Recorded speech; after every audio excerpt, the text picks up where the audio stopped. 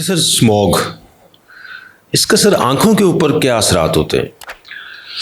देखिए इस तरह जी कि ये सर्दियों में जब धुंध आती है और उस धुंध में जब पोल्यूशन की चीज़ें मिक्स हो जाती हैं, फॉग जो है ना वो तो एक नॉर्मल चीज़ है। फॉग तो सारी दुनिया में होती है।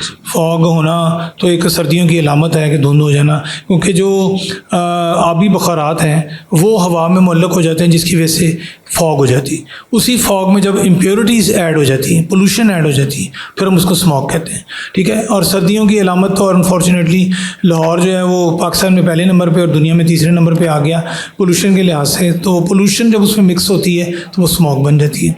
अच्छा, अब ज़ाहिर है वो जिस्म के अज़ा जो बराह रास्त स्मॉग को एक्सपोज होते हैं, जैसे कि स्किन, ये मुंह का दहाना, नाक के नथने और आँखें, ये वो चीज़ें जो डायरेक्ट हवा को डायरेक्ट एक्सपोज होती हैं, स्किन पूरी बॉडी की, तो इसके ऊपर उसके असरात होते हैं।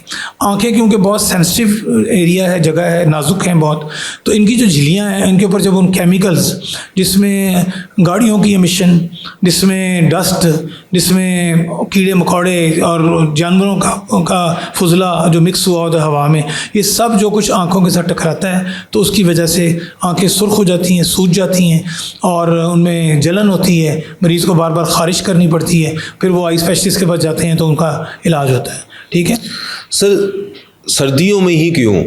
क्या पोल्यूशन पाकिस्तान में जो है या लाहौर में गर्मियों में ख़त्म हो जाती है? ये सर्दियों में ही क्यों ये देखिए, मैंने जैसे पहले बताया फॉग का और स्मॉग का फ़र्क। इस फॉग होगी तो स्मॉग होगी। अगर आप पोल्यूशन की इन जनरल बात करें तो पोल्यूशन तो हर वक्त है और हर वक्त हमारी आंखों में जा रही है। ख़ासतौर पे हमारे भाई जो ना हेलमेट पहनते हैं, ना ऐनक लगाते हैं मोटरसाइकिल चलाते हुए, तो उनके मुंह पे भी सब कुछ पड़ता है, क्योंकि हेलमेट के आगे तो वाइज़र हो जाता है और अगर वो चश्मा लगा लेते हैं तो डबल प्रोटेक्शन हो जाती है। लेकिन जो हेलमेट भी नहीं पहनते और चश्मा भी नहीं लगाते, उनकी स्किन, उनकी आँखें, उनके नाक के ज़रिए सारी पोल्यूशन उनकी बॉडी में जाती है, गले में भी जाती है, सांस में भी जाती है। तो पोल्यूशन तो अपना काम कर रही है। लेकिन जब ये पोल्यूशन फॉग में ऐड होती है तब हम इसको स्मॉग कहते हैं। आपका जो सवाल है, तो स्मॉग फिर इस तरह से असर करती है क्योंकि स्मॉग हर वक्त वो हवा में आबी बुखारात मुअल्लक हैं, तो इसलिए पेशेंट जितनी देर भी घर से बाहर है और एक्सपोज है उतनी देर वो अफेक्ट करेंगी आंखों को ना, और वो मॉइस्चर के अंदर मिक्स हुआ होता है तो इसलिए वो आँख के पानी के साथ मिक्स हो जाता है, इसलिए उसके असरात ज़्यादा होते हैं।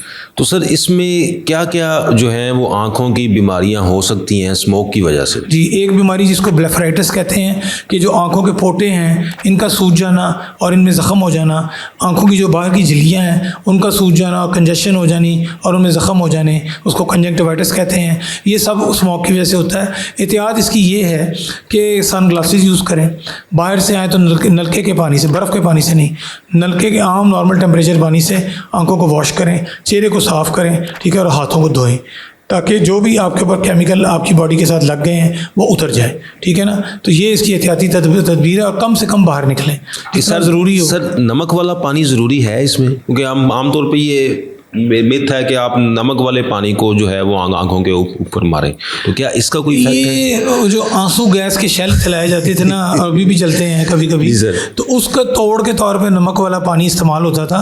तो लोग समझते हैं कि शायद ये आंसू गैस टाइप चीज़ है तो ये करें, लेकिन इसका आंसू गैस से कोई ताल्लुक नहीं है। वो तो एक केमिकल है बाकायदा, जिसको तोड़ के तौर पर नमक वाला पानी आंखों की जलन के लिए इस्तेमाल किया जाता है, लेकिन आपको ज़रूरत नहीं होती नमक वाले पानी की। आप नॉर्मल टैप वाटर जो है उससे आप आंखों को साफ करें तो वो जो केमिकल आपकी आंखों के साथ लगा हुआ है वो उतर जाएगा। सर, बहुत शुक्रिया सर।